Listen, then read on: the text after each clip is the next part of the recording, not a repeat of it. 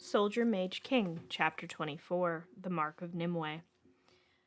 Arthur's heart nearly stopped when Merlin burst into the throne room claiming she'd cured the blacksmith. He'd managed to convince the others that she herself had been enchanted into confessing for Gwen. Uther laughed it off, saying it was just like a sorcerer to entrap an innocent. Arthur had to drag Merlin out of the throne room bodily, one hand around her waist, the other over her mouth. I know you're just trying to save Gwen, but if my father believed you actually had anything to do with magic, he would have you join her on the pyre. Arthur hissed into her ear. He released her, and she stormed away. Later that day, she approached him again, and this time she had Gaius with her. An Avank. I've never heard of it, Arthur admitted. Merlin rolled her eyes at him, but remained petulantly silent. It is a creature of magic, sire, Gaius informed him, tapping the page in front of him. Formed from clay and given life. Its very presence is poison to the water. Can it be stopped? Arthur asked. Gaius nodded. Yes, Gaius said. Where is it? In the cistern below the castle. Could it have been the same magic that made the Avank that cured the blacksmith? Arthur asked. Merlin and Gaius exchanged a look. No, and I am not entirely convinced it was magic that cured the blacksmith. The herbs in the poultice were a combination that I myself have not yet tried. I have not yet detected any magic within it, Gaius said. Arthur frowned. How do we kill an Avank? He asked. Fire. It was Merlin's reply, the only word she'd spoken to him since entering the room. All right, I'll go down to the cistern. You bring your findings to my father, Arthur said to Gaius. Merlin nodded, following Arthur. Who said you were coming? I did. The cistern is held in the catacombs below Camelot. It's practically a maze if you don't know where you're going.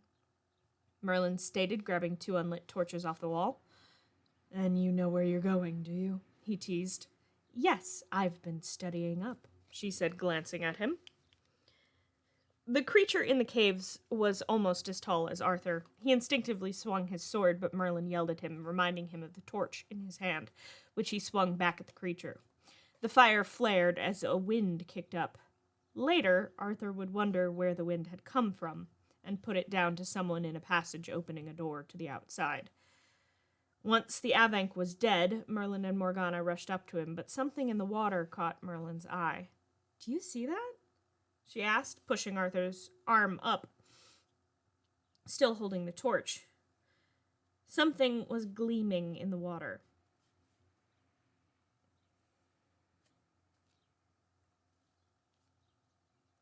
Merlin shoved her sleeve up her arm and reached into the water, fishing for a moment before she managed to get a hold of the object.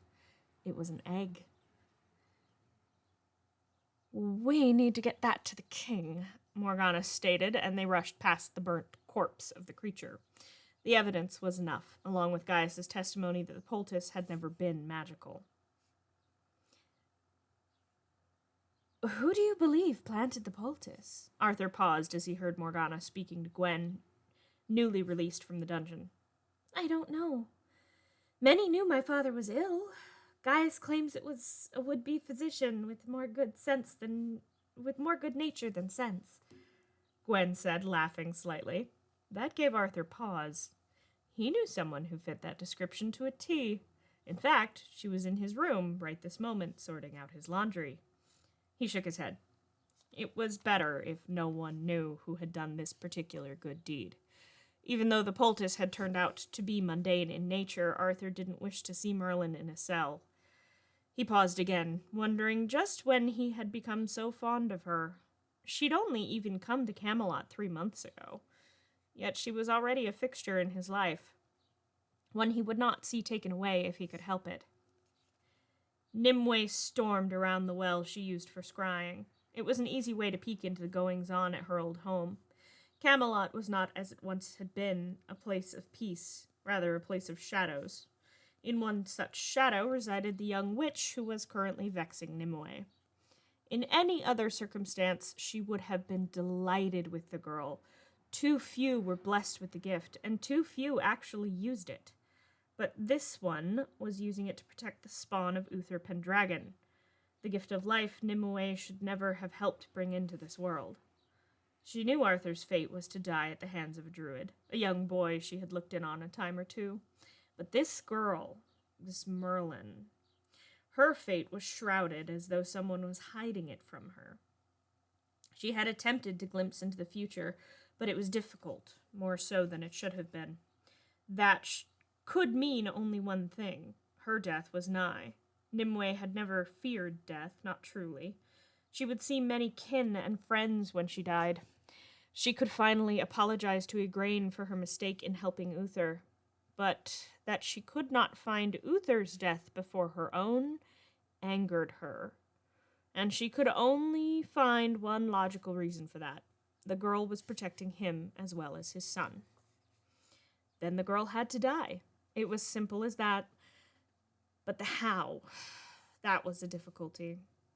She could easily get her accused of sorcery, but that would be another victory for Uther, and she did not wish for the girl's screams upon the pyre to join those that already haunted her.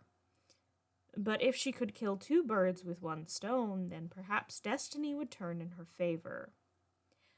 Poison, then. A political intrigue. Her scrying told her an important delegation from Mercia, including the king himself, would soon arrive in Camelot. She could easily infiltrate it as a serving girl, befriend this Merlin, and gain her trust, then watch her choke on poison everyone else believed meant for the prince. If he came seeking the antidote, though, it would have to be a rare and dangerous toxin then, something Gaius could not combat with his science. She smiled down at the water in front of her, which showed the girl, Merlin, sitting on her bed reading a book of magic she'd been gifted by Gaius, the hypocrite. It would be a loss indeed for one of her talents to be felled so young, but a necessary one. For a moment, she glanced up, blue eyes staring right at Nimueh as though she knew she was being watched. But the moment passed, and Merlin shook her head, turning back to her book. A pity indeed that she had sided with the enemy, Nimueh thought.